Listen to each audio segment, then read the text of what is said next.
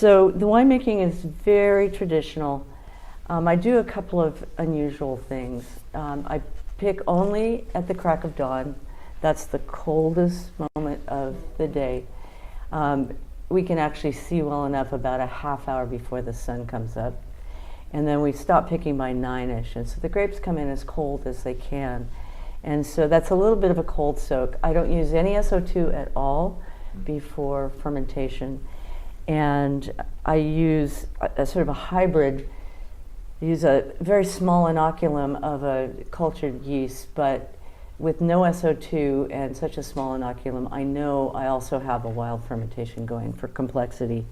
But I also know that I've got a strong finisher there to march right down to dry. I tend to do an inverted fermentation profile, temperature profile. I'll actually, once it gets fermenting, I can heat it up because it's mixing in the tank.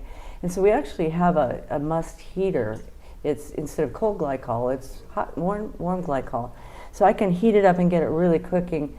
My feeling is that all the good stuff just oozes out from great grapes.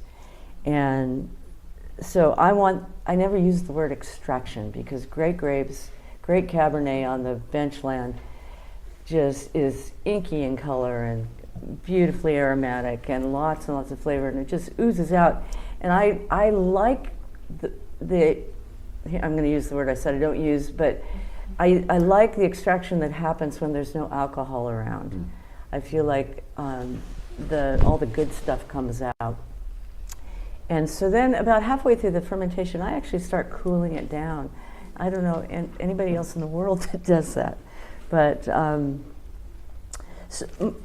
partly because I don't want it to go through malolactic in the stainless steel fermenter. I use about 50% new French oak from many coopers for complexity.